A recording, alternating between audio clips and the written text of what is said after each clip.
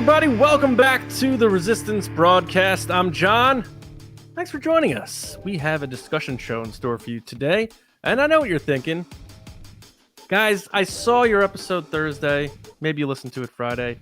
You guys have a lot of fun talking about Star Wars, but we also sometimes have some deep conversations, and we're going to have one today. And who's it about? A character called Ben Solo, also Kylo Ren, but the impact of his final encounters with Han, Leia, and Luke. So I don't know that we ever had this conversation this way, where it's the big three and how it impacted our main villain, and of course his redemption. But I'm looking forward to it, and I like when we get into these conversations. So James Lacey, are you ready to talk deep emotional levels of Star Wars? I don't think I can handle it. I thought Lacey was going to say no because of you know, the Ben Solo stuff, but she's ready, so that's cool. I like that. I'm always ready to talk about Ben Solo. It's just me complaining the whole time. Oh no. Okay. Well, if we're talking about his end, then yes, there's going to be some honest criticism and feedback. More of his turn from bad to good. I was going to say, this is more about his turn, I think. That's how I took it. It is about his turn, but it's about how his endings were with each character. Oh, sure. I have and critiques. And we can leave it open where, you know, whatever you think his last encounter with Han Solo is, that's up for debate. You know, we can get into that too, but I'm excited to have that chat. But we have a lot of other things to get into before that. That's the character you chose, because I thought a different character was more ambiguous than Han. All right. Well, let me say this. Before we get into the show, we have a great segment to kick things off that a lot of you are familiar with, I'm sure. We also have an awesome pod race from one of our great Spice Runners, Andrew Staley, later in the show. But first, I just want to say thank you to everybody who hung with us through the holidays. We took a brief break. We had some awesome giveaways we announced last week, and we crossed that 1,000 mark on YouTube, and we're already heading towards 1,100 and aiming towards 2,000. So I just want to thank everybody who is joining us here in 2023. I think the three of us are very excited about this year in particular for us and Star Wars. It's like that fresh start. We started it at the end of last year, but it just feels like a new thing, even though it's still TRB. And for anybody who hasn't yet, and if you're not watching, if you're listening, also make sure you're heading to our YouTube channel, youtube.com/@theResistanceBroadcast, and subscribe, because not only are you getting the podcast, which maybe you're an audio listener, maybe you're like, yeah, 2 times a week driving to work, or I'm working and I like you in my earbuds, but we have other videos that we're doing over on the channel, Star Wars videos, but also we're talking about other nerdy stuff that we're doing as well, while still giving you the same amount of Star Wars content. So anything else you guys want to pop in real quick about the channel to let them know what we got going on? James, obviously you're going to be doing the reviews for Bad Batch, which are already underway. Those are going to be constant all through the season. Yeah. And a lot of other stuff, right, Lacey? Like you were reacting to speaking of Adam Driver, like you did that 65 reaction that a lot of people got a kick out of. And was so genuine. It was probably like the most unreal reaction I've ever done, because I had no idea where it was going. So that was cool. I did have a moment last week where Adam Driver came up in conversation about something. I think he was in some trailer for the new Netflix movie he's in, where he has like that really bad hairline. And Matt was saying how he was so excited to see 65 because it looked really good. And he was like, oh, that's what Jurassic Park could have been, blah, blah, blah. And I was like, oh yeah, I want to see that too. He looks really beefy. And Matt was like, all right. Dinosaurs eat beef. So just no, he better not die. He has a thing for doing movies where he dies. I don't get it. I still got to see that movie where he did like zombie hunting with Bill Murray. I don't know if that's any good. Oh yeah, where he drives the smart car. Yeah. What else did we have to? And for people who are on our Patreon, we appreciate that support too. We'll get into more of that later, but thank you to all of our patrons who have carried on with us in 2023. But let's get after it. Let's talk about some Star Wars before we get to our main discussion. James, we have a segment to kick this thing off, right? Yep. I fear nothing, for all this, as the Force wills it. Will of the Force this week is going to kick it off. Actually, it's not even just going to kick it off. We're going to go the whole Will of the Force segment doing just Patreon submissions. So all of our patrons get to submit topics, and we're just going to pull from everything they submitted. Well, not everything they submitted, but a couple of them. General Diana asked us, will Ashley Eckstein ever show up in a live action Star Wars endeavor? Of course, not as Ahsoka, but probably a new character. But any chance that this real life person is going to end up in a live action Star Wars property by any means? Lacey, let's start with you on this one. What do you think? I've been thinking about this one a lot today because when I first saw the question, I was like, man, it would be really nice if they gave her a cameo in Ahsoka as someone else, like even as a moment where Ahsoka engages with her. But then I was like, oh, people are just going to complain. They're going to ruin it. They're going to say, oh, she should have been Ahsoka. Oh, this is, look what they did to Ashley. So I want to say yes because I want Ashley to have that opportunity. But I also think no, because I think she's just got a lot going on. I know she was on the set, but I don't know. I just don't see it happening because I think people will complain. I think there's just a lot of weight that comes with her. Rightfully so. She's a wonderful Ahsoka. But I think that there's just, I don't know. People are weird sometimes about that kind of stuff. I'm actually 100% with you. I saw the question and I thought, well, yeah, eventually down the line, she'll be there. She'll happen to be there, and they'll be like, hey, throw this on or whatever. They should offer it to her. Somebody should let her do it. She should take it. She should do it. That would be a cool nod for the fans. But then as I've thought about it more, it did kind of feel like A, what you were saying, but also B, I'm not sure really truly in her heart of hearts how well this whole thing sat. And I think she in her mind built up that if she was ever going to make the move, it was going to be Taylor live Gray. action. Yes. Yeah, sort of thing. And then when she didn't get it, she's like, cool with that decision. That's fine. But I think she would be like, I'll pass sort of thing. I think like on her own terms, she would be like, I'm okay. Like, you don't need to put me in something. And then she'll have the ability to say she said no. It doesn't look like she's like trying so hard. Yeah. I don't even know if anybody would even come out and it would just be like a passing thing. Like, I'm making a whole scenario up, but like, Ashley, put this on, be in this scene or whatever. And she's like, no, thanks. And it's like, it doesn't need to be a big thing, but I think she would just pass on that. She offer. changed women's fandom fashion like forever. She's done a ton for not just Star Wars, but fandom in general, that I'm sure she's perfectly busy doing other things. Yeah, she's cool. John, what are your thoughts on Ashley Eckstein showing up in a live action Star Wars property? I agree with you guys that she will not. I think if it would have happened, it would have been a cameo in Ahsoka of some sorts, which I would have been fine with. But in terms of like playing a substantial character in live action, I don't know that would make a lot of sense, because I think a lot of people would just see Ashley Eckstein or hear that voice, which a lot of people just immediately identify with Ahsoka. Naturally, yeah. So, and maybe like you're saying, James, I don't want to, make assumptions on what her feelings or anything, but maybe it doesn't interest her at all or something like that. And she has her place in the brand and that sort of thing. So I don't think so.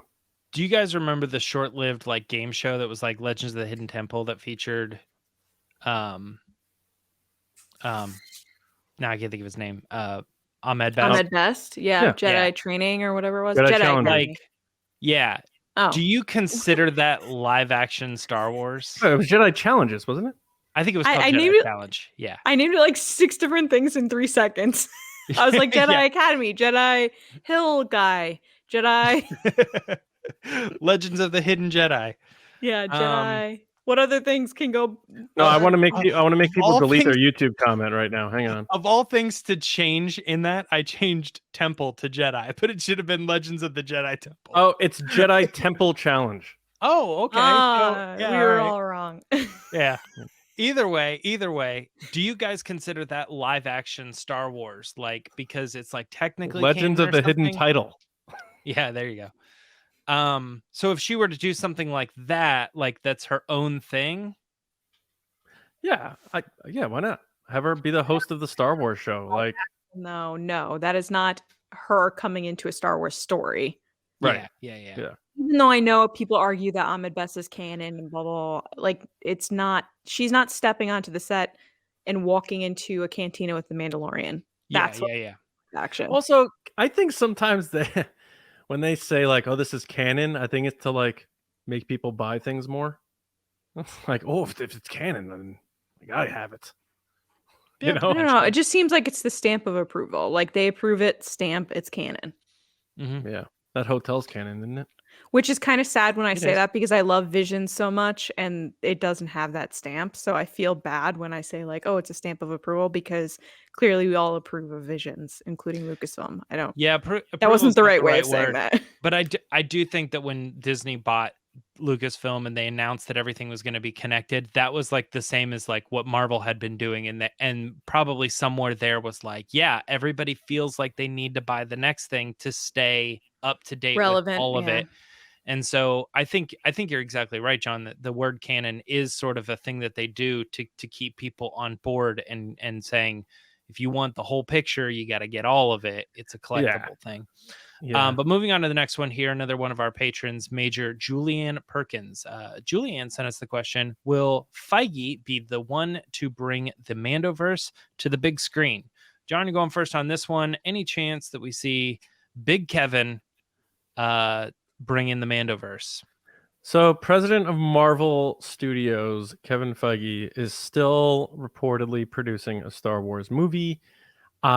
He will not be bringing the Mandoverse to the big screen unless big things get shifted around, because Michael Waldron has said he's the one writing Kevin Feige's movie. And poor Michael Waldron. Every time we bring him up, I just think about Kathleen's like, I don't know what you're talking about. And he's like, what? Should I stop typing? Like he's just at his house like, wait, what?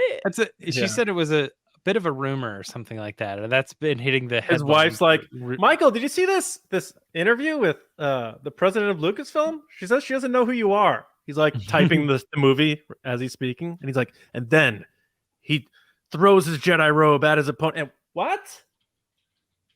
It just reminds me of the episode of The Office where Ryan comes back and Kelly's like, I'm pregnant. And then it shoots to Ryan, then it cuts to her and she's like, yeah, like, it's her head no, yeah. It's like he like Michael Waldron looks at Kevin Feige and Kevin Feige's like, nah. You're fine. But you're fine. Mandoverse, anything Mando is going to be written by Favreau with Filoni. So they wouldn't just be like, all right, now we're done with the series. We're going to hand off the big finale to another person. So no, Kevin Feige is not going to be doing the culmination movie, if there even is one, of the Mandoverse. Yes, I also think you're right. I think the big thing there is like, if we didn't know about Michael Waldron, it would just be Kevin Feige. And you could argue that maybe Kevin Feige would like produce and Jon Favreau direct or something. Well, the Iron Man connection. Yeah. And then you're like, okay. And like, if Jon Favreau wasn't part of it, then you could say, well, obviously, Mandalorian was great and Dave Filoni was doing a thing, but like, could he do this? But the fact that Michael Waldron is there, it proves that there's like, that has to be something else that isn't connected to this thing, which has Jon Favreau attached and has been very successful because he's enough to do all that. So I'm with you. Lacey, thoughts on that? Are you with us as well? I'm definitely with you because I just said when Sean started talking, yeah. Michael Waldron's like, what? What do you mean I'm not doing this movie? So again, I agree with both of you. If we didn't know about Michael Waldron and he hadn't come out and said, yes, I'm working on this, then perhaps. I wonder. No, never mind. I'm not going to bring that up because it just totally contradicts what we just said. Never mind. Quick halftime Will of the Force. There's another question out there. Look for it. Here's a quick yes or no. You can only say one word, yes or no, your gut feeling. So like a little halftime for Will of the Force here. As we stand here today, you can only say yes or no. Do you think the Taika Waititi movie is still going to come out? You can only say yes or no using your gut right now. As we stand here today. No. No. Nope. You didn't say yes or no, John. You said nope. Oh! I Jordan tweeted Peele this movie. week, Yeah. this past week was the first week of January. We're in New Year. So I just put up a casual GIF of, hey, remember when we were going to get a movie this year? And I got all these people being like, what are you talking about? What movie? You're an idiot. Like all this stuff being People like, called what you an about idiot? TV? Basically, yeah, in so many words, without saying the word idiot, they said I was dumb. And I was like, That's not Rogue nice. Squadron, hello? That was supposed to come out this year. Yeah. Did you get put up the fansplained? I did get a lot of fansplaining. What do you mean? So the TV's bad? And I'm like, that nope. Didn't You know say what I do that. when I get Oh, right. fansplained? Because especially if it's like when I know what they're saying already, I send that Lieutenant Dan gif. When Forrest goes, Lieutenant Dan, you ain't got no legs. He's like, I know that, Forrest. I thought. Thank you. What gift did you use, Lacey? It was Chewie just looking sad, like putting his head Oh. against the When they close the base and on off. Luke. The one I always see for that type of a situation is the Tobey Maguire, like, that was today. That was supposed to be today. Oh yeah. Yeah. No, I used an actual Star Wars gift, but it was amazing to me how many people, first of all, thought I was lying, and that wasn't true. And second of all, thought I said that the books didn't matter, the comics didn't matter, TV didn't matter. All that matters is the movies. And I was like, I didn't. What? It was like a prime example of social Twitter. media. That's Twitter. Yeah. Yeah. You know, like I like sandwiches, and they're like, how dare you not like pizza? You're an idiot. Yeah, And you're like, yeah, I yeah. didn't even say pizza. Don't you live I'm- like an hour from New Haven? Yeah. No, that's you, John. John, you actually do that to James when he was here. You were like, what do you mean you don't like this pizza? Like you were Well, literally that was while we were guy. actually eating that pizza, though. Yeah, but you just used an example of you being that guy. But the context applied, at least in my city. All right, let's move on. Jeez. Commander Stephen Bowman. Oh, Send in the Steven's question. so talented, by the way. If you love music, he's a talented violinist. He's also good at asking questions because he sent us, will we ever see the unknown regions in live action for wait, sorry. Will we I'm not good at reading questions. Will we see the unknown regions in live action for the first time in the Ahsoka series? So Lacey, this goes to you. Ahsoka's coming up. We're looking at Thrawn possibly being involved. Right. And did Thrawn go? I can't remember. He went to the unknown regions, right? Not the Outer Rim. So I think as of now, we don't technically know. We just know that they're like gone. So if they just show up in a random spot, there's probably civilizations nearby. So you have to imagine they were teleported to unknown regions where like it was chaos and abandonment. That's what I thought. I get so confused because there's like so many different names for things. But also Thrawn is from the unknown regions, like the Chase, their whole empire and everything. That's where that takes place too. I was thinking like technically right now, as we know of him with Ezra. We don't know. Yeah, we don't know. I think he's in New Haven. Yeah. He's in New Haven. Eating the pizza. best pizza. All right. He's blue in the face. All right. I think we could. I think we could see them in live action with Ahsoka. Perfectly said, Stephen. I couldn't have said it better. I think that if it's going to show up, it's going to be there. And I can't wait to see what our jokingly draft folder for all the Star Wars writers looks like in live action, because we joke that that's, you know, when they want to send a character away for a while, they're in the unknown regions. Yeah. John? I think that Ahsoka series is gonna be weird. So I think that I like weird. Yeah, and so does Dave Filoni. So did you see, total side tangent, did you see the behind the scenes photo of what that baby head thing looked like in real life? Yeah, we've seen that a long time ago, though. I know, but I just saw it recently again, and it is wild. You know what's funny? I think Pablo Hidalgo was like, it's in the movie for like 3 seconds.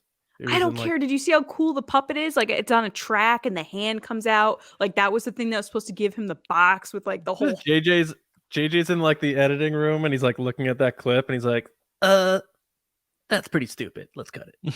Neil Scanlon's like, my life's work. No, because that thing was awesome. Like, I just look at it and I'm like, this is what I wanted in Star Wars, is weird stuff like this. And it got totally cut. Sorry, going back to Ahsoka's a weird show. Oh, yeah. And, you know, Dave Filoni is going to be show running it, and we've seen how weird he can get with World Between Worlds, Mortis, and just weird characters and stuff like that. And he sent the droids Thrawn, episode. He sent Thrawn and Ezra wherever they went on those Purgles, those space whales. So why this would be a great time to do it. So I think it would. I think it'd be cool. I think it could definitely happen. So I'm gonna say, you know what, Steven? I'm gonna say yes.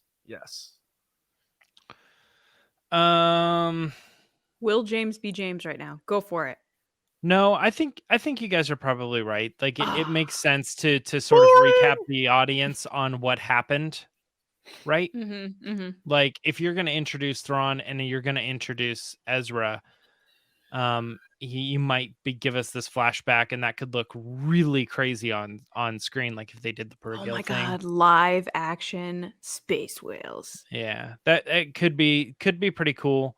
The only thing that brought me into question about it would be like, does the unknown region still exist outside or like in the sequel trilogy era? And I think it does, because Starkiller Base was in the unknown regions and stuff. So it's not like Thrawn or the Chiss or anything like that have been made their presence known, unless they just emerged from the unknown regions and then went and were defeated or what. I don't know, whatever. But I think you guys are probably right that they'll probably show us like a glimpse of what that world looks like at some point. We'll say, I mean, actually, now that I think about it, we already got the answer, wasn't it? Starkiller Base was in the unknown regions. Now that I just said that. No. You mean Exegol? No. Starkiller Base. It was? I'll look it up, but let's move on and I'll try to find the answer. Let's move on. Either way, we're all in agreement that it could show up in the Ahsoka series. Yeah, you're right, James. Done. Dropping the knowledge. I still stand by my answer, though. I think Ilum was like on the border, so it was like technically in, but then like they moved it or something. It's weird. They didn't even talk about it. Because it is Ilum that was confirmed in the Fallen Order games, but it always showed up on maps like right next to Ilum, but technically it was in the unknown region. So maybe was not then. I don't know. Too? Yeah, it's confusing. All right, last questions though. This one's coming from one of our generals, Mike Ramore. Mike sent over the question: will Lucasfilm start expanding to other genres of movies outside of the established IPs like Star Wars, Indy, and Willow? And speaking of Willow, we are doing like a recap of final. I forgot to mention at the beginning. One of the best things we've been doing on the YouTube channel has been the Willow reviews. I've been having a blast. I know these guys have too, but talking about Willow, I love this series so much. I can't wait to go back and rewatch. Yeah, it's so good. I've watched every episode at least 3 times. And I think we're going to do something special where we're all three kind of discussing about the final episode in the season as a whole. So look forward to that. But as far as this question goes, John, what do you think? Will Lucasfilm start expanding to other genres outside of known property? Well, one, they have to, I think, if they want to, I don't want to say stay relevant, but expand the studio. And I'm sure Disney is going to pressure them to do so because one, Indy's ending for all intents and purposes. And then Willow, we don't know if that continues. Maybe not. I can't get a grasp of the ratings or whatever. I enjoy it very much. And then you have Star Wars, which they're just still trying to figure out the movies. So they have to, but they need to get Star Wars back on firm footing on the theatrical side first. Like you can't, what's that phrase? Cut off your nose to spite your face. Like you can't ignore your biggest thing for the sake of trying something new. So that may have been the wrong analogy, but you know what I mean? Like you have the golden goose in front of you. You can't neglect that for the sake of like doing something else, unless that golden goose is running on all cylinders. So you need to make sure Star Wars is good. You have new movies coming out. You're telling the future of the saga, whatever. But they, at the same time, they do need to expand because of what those other two are. Who knows if there's even a future there. And people are going to be like, yo, you can do indie side things. Come on. You know, they said they're already working on one. I know, but I mean, like that's the rumors that they're doing a spinoff. I think even if with they do, Phoebe I think they Waller-Bridge. I think they need the next. What was that? Upward, onward. That Onward? animated movie. Yeah, was that Lucasfilm, or am I just making that up? Strange Magic. Strange Magic. Okay. Yeah, I'm like, Pixar? Oh, Onward. Onward was like the character was like dressed like the dad was dressed like George Lucas or something. Maybe I don't know. It was a nod to George Lucas, but anyway, they do need to keep innovating and doing new stuff because that's what George Lucas did. So I hope so. I would love to see Lucasfilm do something else that isn't as precious as Star Wars. That can just be a new, fresh thing that we all experience for the first time together. I think that'd be really cool because we haven't had that since these came out. So. And we're talking 34 years ago was the last one, which was Willow.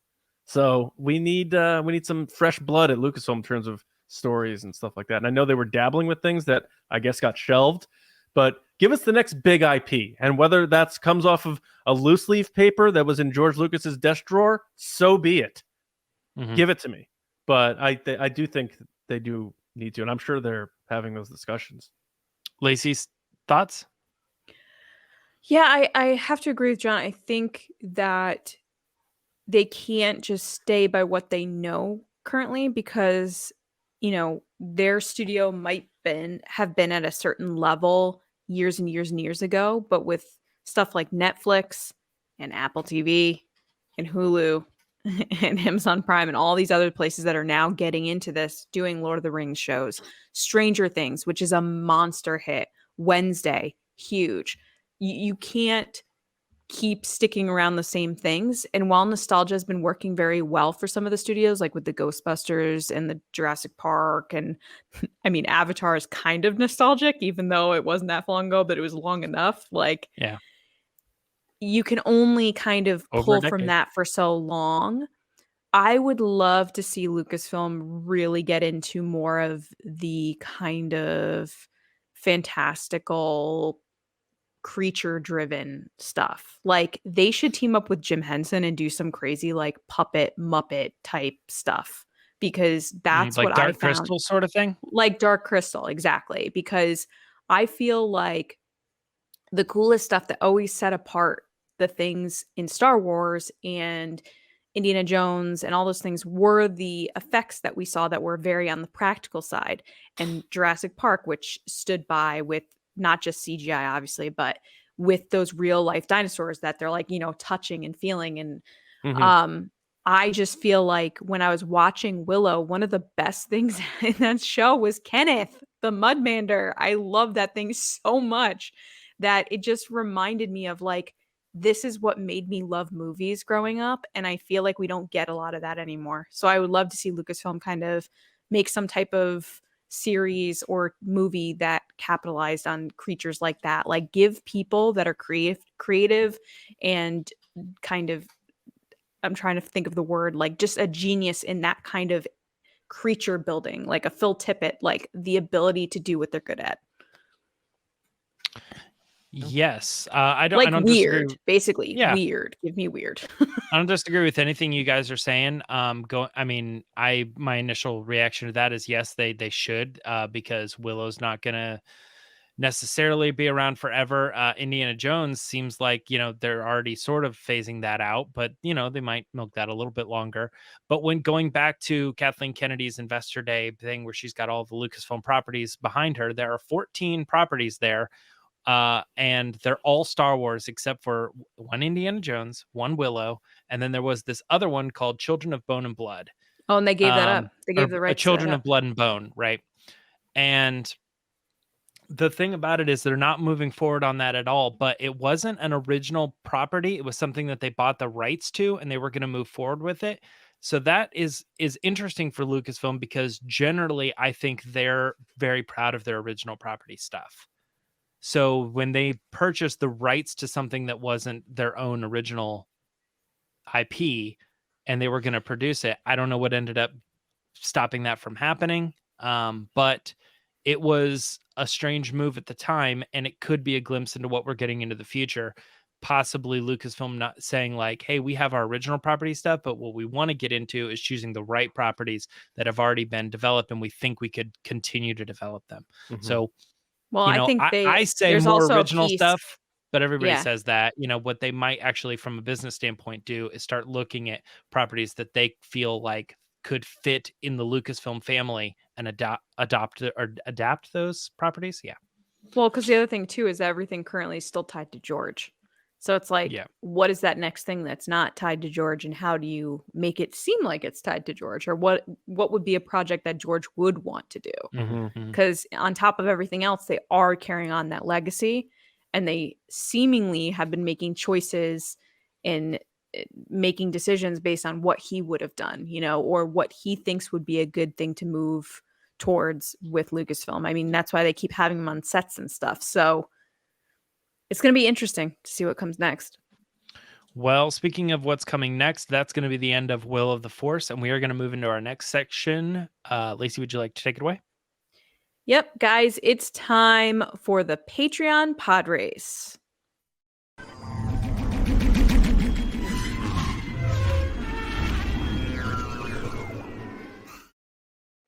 All right. So this is the part of the show that we let our generals and spice runners take part. We ask them a question, they give us our answer. But before we do that, there are lots of ways you can support us. You can like this video, subscribe on YouTube, please. We're growing the channel there. You can follow us on all the social channels at TRB Podcasts, all one name, easy to remember. Or if you want more than that and you want to be a part of our community that we've built, you can head over to patreon.com/resistance broadcast. Starting at just $5 a month, you get to be a part of our community. Like I just said, you get to be a part of the show with the questions like we just had. You get to just take part in everything that we're doing. I keep saying part, but it's active. Yeah, it's the thing. But we have mailings and Discord server and much, much more. So first, before we get into Andrew, who's answering the question this week, I do want to thank some people.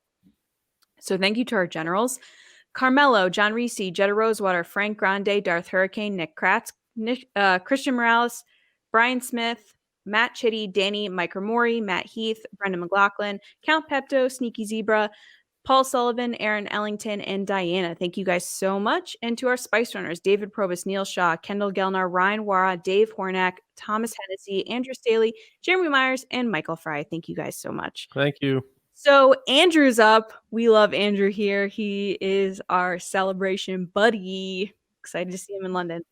His question was, since you're going to London Star Wars Celebration, which will celebrate the 40th anniversary of Return of the Jedi. Yes, I'm so excited about that.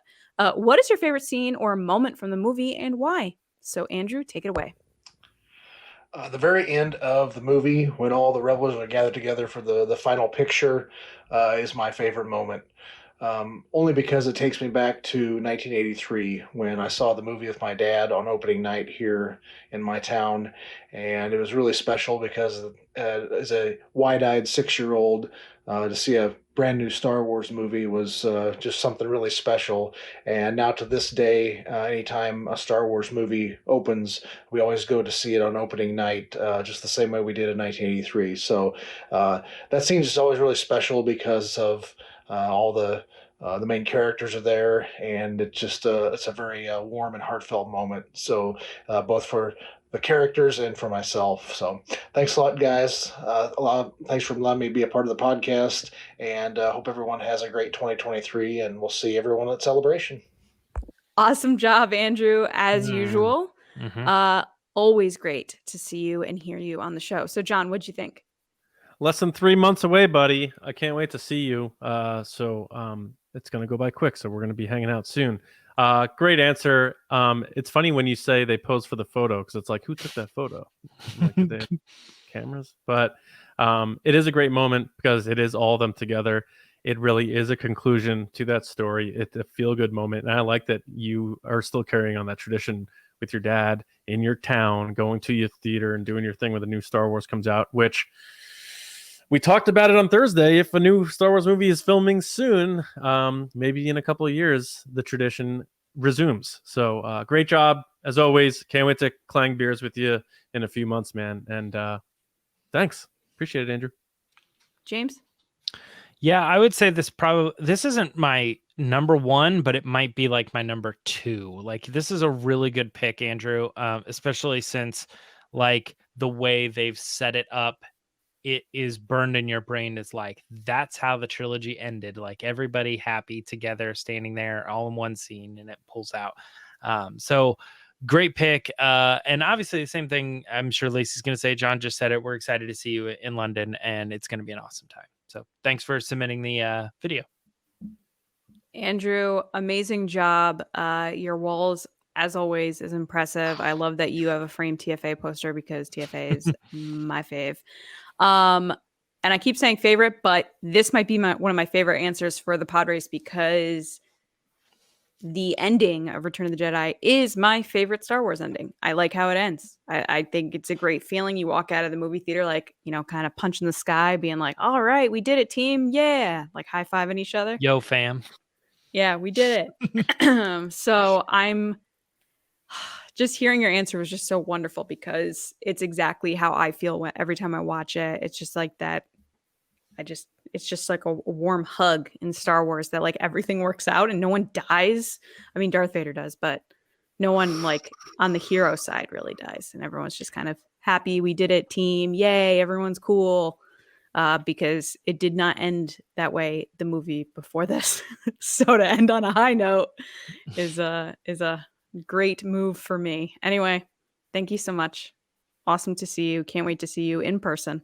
Now we're going to go to John. All right. It is time for this week's discussion. Obi-Wan once thought as you do. Alrighty did, but we saw how that turned out. Anyway, this is not about Darth Vader. This is not about Obi-Wan.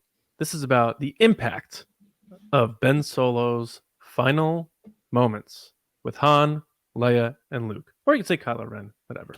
But the big three, you know them, you love them. They might not have gotten a lot of time together in the sequel trilogy, and the three were never on screen together once in the trilogy, something that bothers many fans to this day. Fair argument. But it is difficult to say that each didn't have a major impact on the story, including its new cast of characters, especially Rey and Kylo Ren, aka Ben Solo. But today we're focusing on Han, Leia, and Luke's final interactions with the character and the impact those moments had on his character journey. So, what was their purpose? What was their intention? What was the outcome? And what were the after effects of those connections and moments? So we've talked about at length many times about Kylo Ren, Ben Solo, his redemption, from speculating on it years ago to the outcome after the Rise of Skywalker.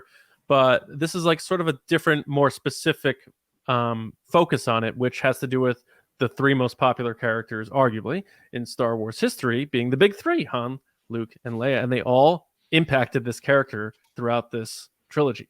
So I'm going to start things off by saying I think there's two fair ways to look at the Han thing.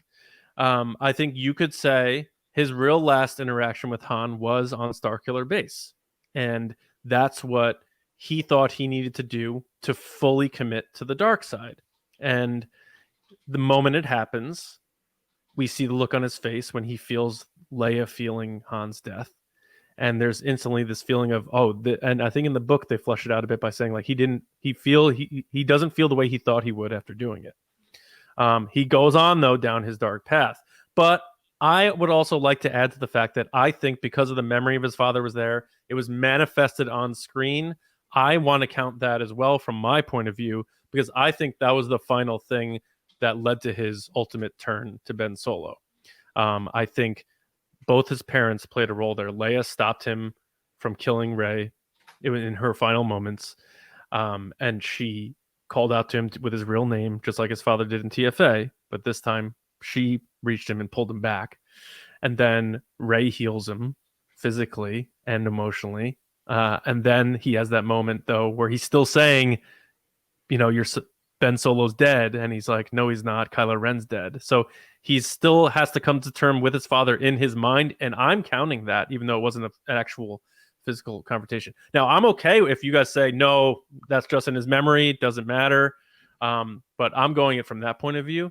And let's just get into it, though. Like, you guys want to start with like one character, or do you want to bop it around? Like, what do you think is the best way to do this? I'd do characters and then have Okay. a discussion about each character. So do we want to start with Luke and then go to his parents? Is that Well, why don't you start with Han? Because you just talked about Han. okay? Well, the Han one's muddled, so I'll just ask you guys what you think about it. Do you consider the Rise of Skywalker scene as viable? I don't, but I think that ultimately what I'll say kind of proves that it sort of does, because what it is I think his last interaction with his father is what happened on Starkiller's base. But because of that interaction he has in Rise of Skywalker is the repercussions of that initial action. Mm-hmm. So, Or like, also the thing that just drives him through the rest of the movies is the first interaction is what made him ultimately go to his redemption. His father knew going out on there that he was forgiving him even if something bad happened. yeah, like, I mean, just take it out of context, like just say like with my dad or something, right? Like the last interaction I have with my dad, if it went one way, and then because of that, I had this like memory and this moment that completely changes my life. Like, I still think that's because I had the last moment with my dad. So the ramifications of his last real moment with his dad led to this like fictional thing, but that is the thing that led to The closure. what you're Yeah. saying. Yeah. It led to his eventual turn back to the light. So had the first thing not happened, then the second thing wouldn't have happened. But I don't think the second thing considered his final time with his father. I think it was the first thing was his final time. And I think it needs to be made clear that, because there's a lot of people theorize like, oh, that was Leia appearing to him as Han. I'm like, that's crazy. Like, that's strange to me to think that way. But I think JJ deliberately made it clear on two occasions during that encounter. He says, you're just a memory, and Han says, your memory. So what we're seeing is his memories of his father. Mm-hmm. So it is very real in his mind. It's not him daydreaming of what would be. It's him like thinking of his father in that good way for closure. Yeah, it's a callback to the beginning of the movie where Snoke / Palpatine is saying that he's every voice he's ever had in his head. So now that that's done, the only voice in his head is his father's. Oh, I like that. I've not considered that. I like that a lot. Yeah. Mm-hmm. And also that flashback, now that I think about when he's his own Vader's technically. Helmet, yeah. When he's touching Vader's helmet, he revisits that moment of Han screaming Ben. So it's that's JJ early in the movie showing it's still that whole thing is still very in his mind and tormenting him. Yeah. That's the one thing, honestly, if you look at the trilogy, that is the one thing that is the constant thread. No matter who's writing the story or who's directing the story, Kylo Ren, Ben Solo's relationship to Han remains the same in every single movie. That is like untouched. Like that whole thing and who he is doesn't really change. So is that then what we see on screen is JJ allowing us to see inside Kylo Ren's mind in a way, and his optimistic view of what his father would think of him, knowing that he did the right thing in that moment, which is a huge deal for a lot of people who maybe, like you said, James, maybe there are people in real life, and there's people who hate that movie who say that scene's their favorite scene. And I still get choked up when I watch it, for sure. But I think it's us seeing in his head and him coming to terms with the fact that my dad would be proud of me if he knew that I finally made it right. And then he finally takes the lightsaber and turns and chucks it. When he can't say I love you, and they do the Han thing and stuff. So I agree with you, James, that it's technically not the last encounter they have or moment together in reality of the story. That's part of the tragedy, though, is that it's not. Yeah, that's yeah. But again, I'm sort of like agreeing with it, because it is like that moment is important because it's his father being the person that helped him get to the light side again. So that counts sort of in a way as like it's Han Solo that caused this to happen. But since it's a memory, I just have to be like, technically, it feels like because A happened, then B happened. And B is a ripple effect of what was because of A. And that manifestation is them showing us, like Abrams showing us, that he does have closure. There's not that open-ended wound still. Him and Chris Emotional Terrio. wound. Yeah. Yes. Yeah. The writers. Yeah. The scribes. Yeah. So anything else on Han? No, I think I agree with James. I didn't really get to say which one I agreed with. I agree with James. I think his last interaction with Han is in TFA. I think it's pretty obvious. It's like in-person interaction. Mm-hmm. Yeah. But I do think that the interaction in TFA sets everything off in motion for the sequel trilogy, and then into that kind of closure, mental kind of visualization closure piece at the end. But when you see Han in TFA, he is very much like, he had already forgiven him. Like I said, he had forgiven Ben before he even went onto that bridge when he was talking with Leia, and he's like, he'll never come back. You know, we've lost our son. She's like, no, he's still there. He wouldn't have walked out there if he didn't believe that, if he didn't believe what Leia was saying. Oh, so, I agree. Yeah. As a parent, now that I can say that, as a parent, you're going to forgive your kid, even if they do terrible things, because they're your kid. So when he goes out there and he hands him the lightsaber at first, and he goes, I need to do something, but I don't know if I have the strength to do it. And he goes, will you help me? And he goes, anything. That moment is Han forgiving him for every single thing that he's done. Yeah, he just wants him back. Yeah. Every single thing that he then will do, which is kill him. Which is crazy to even say, but it's shocking, it's tragic, it's jarring, but at the same time, it needed to happen to progress the movie forward and to make Harrison Ford do the movie, apparently. So yeah, that was his darkest deed that we saw. You know, I honestly think that is the darkest thing that he's done in his whole existence. I mean, he's slaughtered villages and stuff, but we never really got to see it. Like in Resistance, they talk about it. He killed kids or whatever, and like the crazy things. They say it, but they don't show it, do they? That's what I mean. So in terms of us seeing it and being like, well, I'm only saying because in the comics they said that he slaughtered the Jedi Academy, and it ends up he didn't. Someone else did. That's what I'm saying. Like, they don't ever show him. That is the one thing they show him doing. That obviously, is that accurate? I thought that he didn't kill them. That was like a big thing. It was a big reveal. Like, he actually didn't do it. It was the Knights of Ren that did it. The Rise of Kylo Ren. One of the other guys did it or something, or he. It's fuzzy. Like, to it's me. not saying. Look, it's not saying that Kylo Ren hasn't killed anybody. That's not what I'm saying, because we watch him murder people right in front of us. But the Han thing, certainly, for the first movie, which was their intention, we need to make sure we're selling you on this villain, and what a better way to do it than have him killing Han Solo. So that allowed the character, like you said, to go on that journey to the dark side, so that by the end, there is that big feeling of redemption. I don't think it's a journey to the dark side. I think it's the exact opposite. I think as you meet him in The Last Jedi, his mask is shattered, who he is shattered. He was never fully dark. It was actually sending him the opposite direction. But it's still a choice that was made. It certainly was a choice that was made. So let's get into the other two people, because I think this is actually more where it gets interesting and vague. Like, you start off with Han, where we actually are having a discussion of what was his real last interaction, and we're debating between like something that kind of wasn't real and something where it's like actually physically present. Oh my God. Now that I'm realizing this, oh my God, you have Han, who's like a dream, Luke, who's a projection, and Leia, who's a voice in his head. So from this point on, he never actually physically interacts with Luke or Leia in the sequel trilogy. He sees I disagree. He sees Luke 1-to-1 over the Force projection, and they're talking face to face, but they're not in flesh and blood face to face. But we'll count that. That's the final moment we have to go with.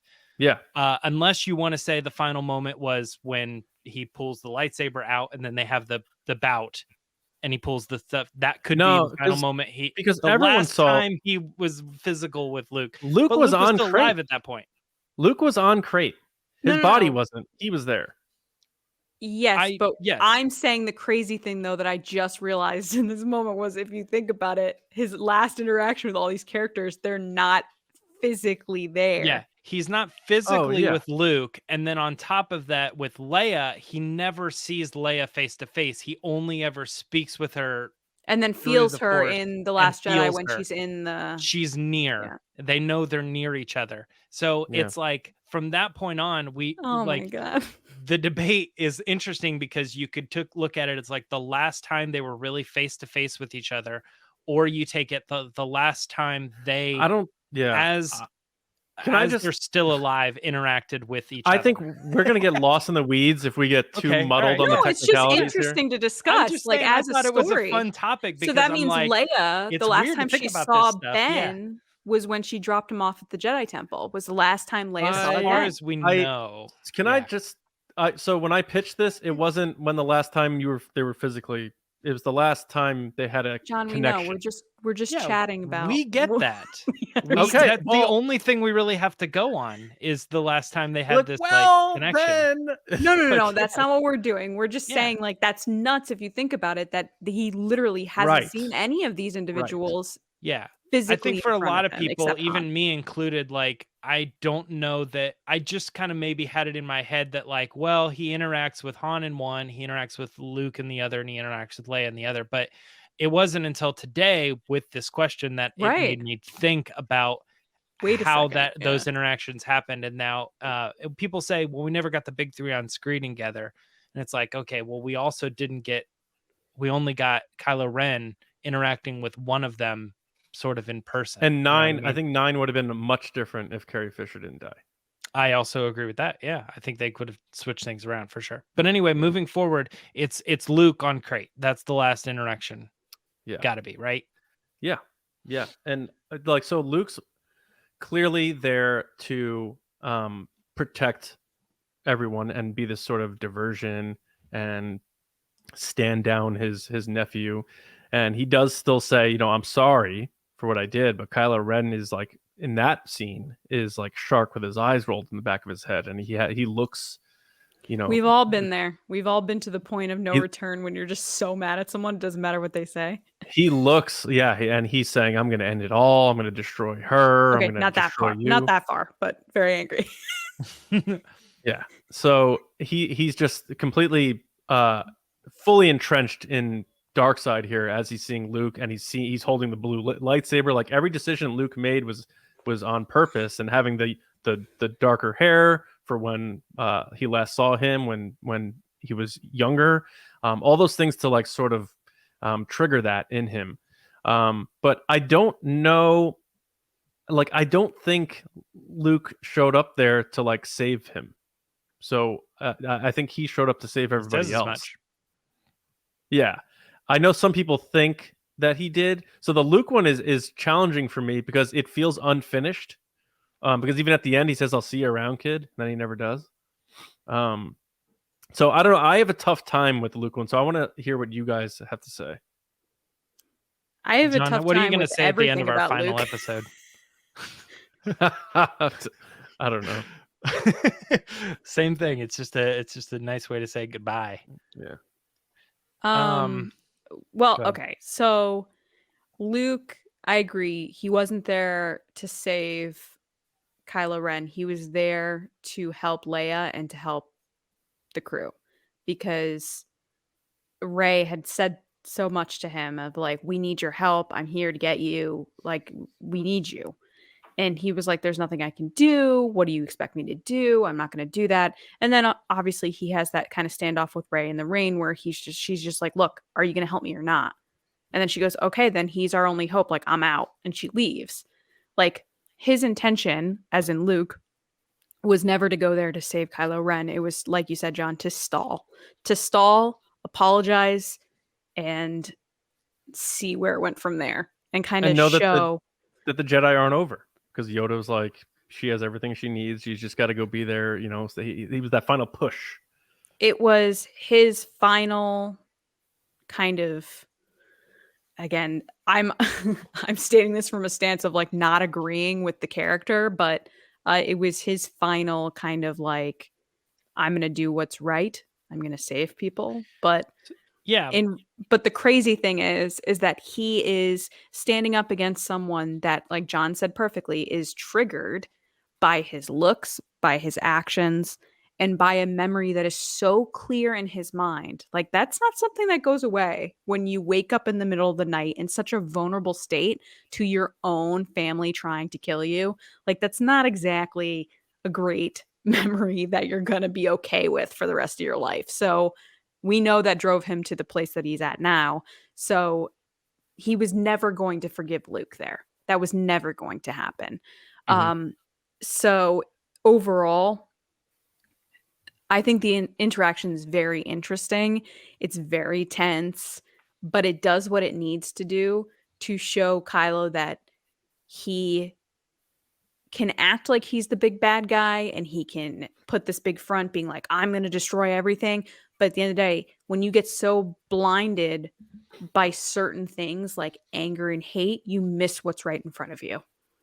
I feel like Luke knew that, and he stoked yes. those flames in him. Yeah, totally. So I think I agree with what you're saying about why Luke showed up to save Leia and Poe and the rebellion and Rey and everything. And because if you think definitely Leia does, part of it. Leia does, they call out for help and no one answers, right? Yeah. Grogu calls out, no one answers. Who shows up? Luke Skywalker. Who shows up? Luke Skywalker. I think that, to me, though, one aspect, and it's not to go against you. I think it's maybe just to clarify that relationship between Luke and Kylo Ren. I think that Luke, for a very long time, and this might be a little bit of a weird way to say it, but like, I think Luke was always saying the light side will always win. The light side is good. And at some point, Ben started saying, no, the dark side is right. The dark side will always win. And because of that final interaction, Luke sort of proved to Kylo that Kylo was right, because the dark side did end up taking over Luke. And from that point on, Luke was like, crap, what am I doing? And I think from that Which point interaction? on, You're saying at the school? Yes. Yeah. That proved that proved to Ben that the dark side could win, could triumph over the light, because it even took down his uncle, and that it was more powerful and all this. So he starts going down that path, and he's having victory after victory. He's moving up in the First Order. All this stuff is happening. He's at the top of his game. But you know how the dark side is, like, why isn't it right? And I think Luke was struggling with the fact that he had lost that argument for a long time. And when he finally meets Rey, he kind of is convinced that the light side does win. The light side can win. So he comes back and he says to Ben, I'm not here to argue with you. I'm not trying to say the light side always wins, but because the light side always wins, and that is a fact that I believe now, that's why I'm here. I'm not here to argue with you, but I'm here to make it true, because the truth is the light side will always win. That's why I have to be here right now. I think one thing that was important, and that makes the dark side angry, right? Yeah. I don't know if I agree with that, but I understand what you're saying. When Rey gets to the island and Luke's not expecting her, he's wearing his white optimistic Jedi robes, and he immediately puts them away and changes into these dark robes. And then as soon as she leaves, he puts them back on. And that's Rian Johnson telling us, like, Luke never stopped believing in the Jedi, or he remember him freaking out about the books. It looked like 19-year-old Luke again. It's just that he felt like him getting involved, he had like this PTSD thing. He was going to make it worse again. He didn't get over what he tried to do, what he almost did to Kylo Ren. But then I think that moment when he connected with Leia, and when she was in her like coma, and he goes, Leia, and then he sees her and she says, my son's gone. I think like during that connection, he felt like he might be at the point of no return. I got to go to protect everybody else. I got to at least do something here. I can't just sit here. And so I don't think it was necessarily just, I'm going to go ruffle my nephew's feathers and stand him down. It's like it was sort of like the Rose line, which is like, I got to protect these people, and however I have to do it. This is the think best way that's the main priority of so, why he showed up. Yeah. But in terms of its impact on Kylo Ren, the moment he realizes that Luke wasn't really there and he just yells at that scream and stuff, that begins the deconstruction of Kylo Ren, because he thinks he's got it all and he thinks he just beat Luke Skywalker, and boy was he wrong. And then from there through the end of The Rise of Skywalker is like, I think that moment when the realization begins the deconstruction of Kylo Ren. Adam Driver playing Kylo Ren on Crate is like an acting masterclass of anger. Like, it is like prime Adam Driver. We need to pretty gnarly in that one. Matt we had to Martin go once get said to Leia. I know, but the scene that he's like, more, and he's just screaming. Matt Martin had once tweeted that he was like, you guys haven't even seen the outtakes of that. Because I guess they just let Adam go for like hours or minutes or something. So I was like, release the Adam Driver cut, release the anger cut. Yeah. To me, to wrap up that Luke idea is, and I'm still going on the same point that I was going, I think that is the moment then when Luke shows up and says, the light, I'm here because the light is the right way and the light will always win, sort of thing, is that's the moment when he loses. He basically loses to Luke in that moment. And I think that's when he starts to question his ride on the top. Like, he's been on the top for so long. And when he loses to Luke after all this, after having thought he defeated him years ago and was above him, he's now below him again. And I think he's rethinking. That moment causes him to start to rethink, like, oh, why did I choose the dark side? Like, if the light always wins, why am I on the wrong side? Like, I lost my master, I've lost Rey, I've lost Luke, I've lost my father. It's like everything starts adding it up. And I think like Luke is proving that point that the light can defeat the dark. Yeah. Leia. Yeah, Leia, it's a quick moment, but it's Leia again sensing the conflict that's happening on the wreckage of the Death Star, and basically just gives the rest of her life force in an effort to connect with her son to save Rey. And she reaches him, and it's all the music stops, the sound stops, because the loud crashing waves and everything, it's just such a violent scene. And then like a vacuum, all the sound gets sucked out of the room and you hear her say Ben, and how they pulled that off I thought was incredible. But the fact that he turns and looks back as though it's coming from a certain direction, it is a little like physical in that sense, because he wasn't just like, where's that coming from? He looks back and he's like, she's calling from him from a direction. It's so powerful. And the fact that she connected with him, I thought was like, what a way for Leia to go out. Like, she gave the rest of what she had in her life force to reach her son finally. And I thought that's powerhouse. Yeah, oh my God. Each one of these moments, I have to say, I have this feeling of like, what if? And this is probably the biggest one of what we could have gotten with Leia and Ben if Carrie Fisher was still around. Because I think that if we're talking her physical kind of being with Ben, if you look at the movies, then The Last Jedi, where she's in kind of that control room and he senses her and they have that back and forth there, is so perfectly done, of like kind of between Carrie Fisher's eyes and like her reactions, and then him, and then someone else shoots and he kind of panics. Like, it was just building to some epic reunion for episode 9, right? So like, while this was really great, I can't help but wonder like, what if? But that being said, I do think it was a great way to have that relationship kind of end. It is a little confusing because you don't see him with her at the end. So it's kind of like, okay, she waited for him to die, because then she disappears when he disappears, but like you don't see them together. There's a lot of questions, but the reaching out to him to save him in that moment and to save Rey, I think is a great way to not only save Ben, but also save Rey and Ben's connection and their relationship. because they were just going to keep going until one of them got destroyed.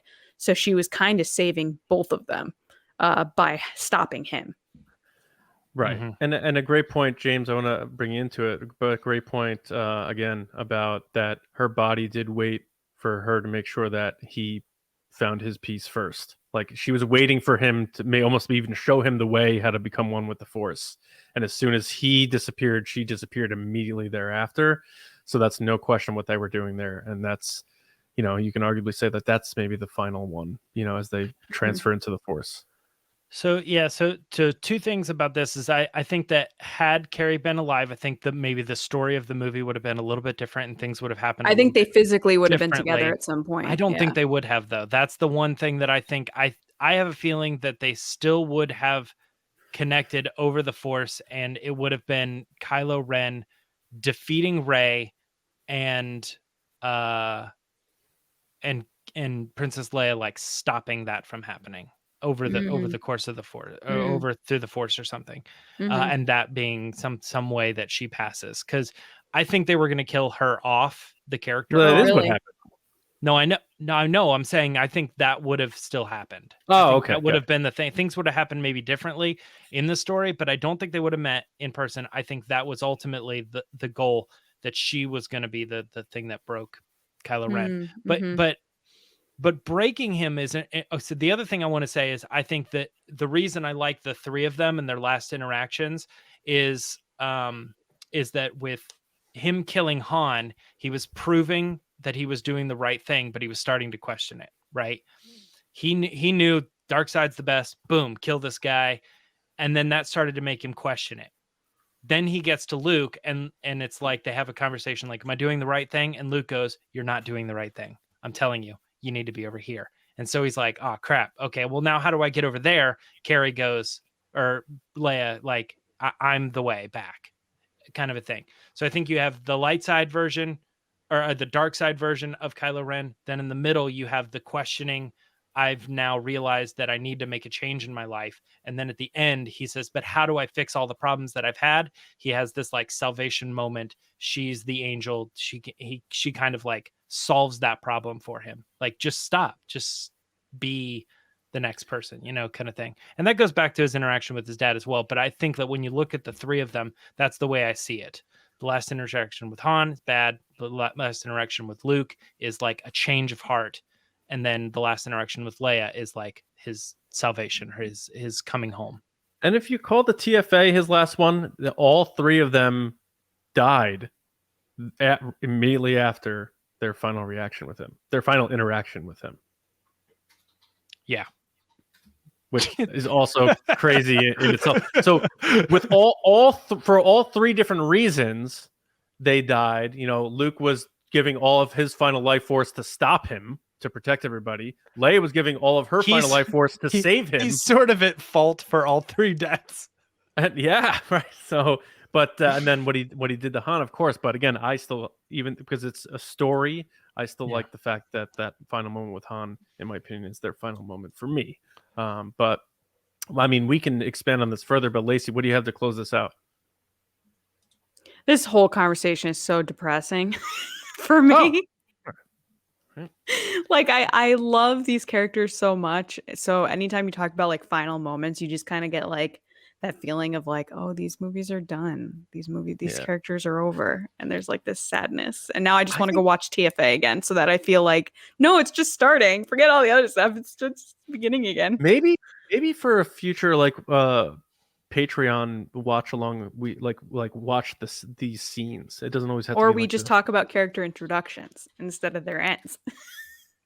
or I could do that, and then you could do the introduction, and then but anyway, there's a lot more we can definitely talk about this, and we probably will in the future, but we are up on time because breaking the fourth wall, we have to go live shortly for an episode. So but I want to thank everybody for listening and watching and being a part of TRB. It's going to be a great year. We are very excited.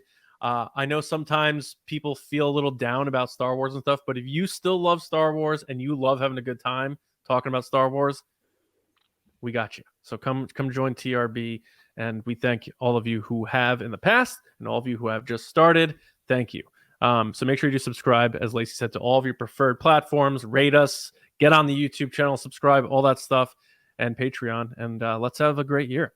You can find me on Twitter at Johnny Hoey, and my movie podcast, Just Like the Movies. We are coming back this week. I should have an episode out tomorrow on The Town, which, by the way, Jeremy Renner, get better.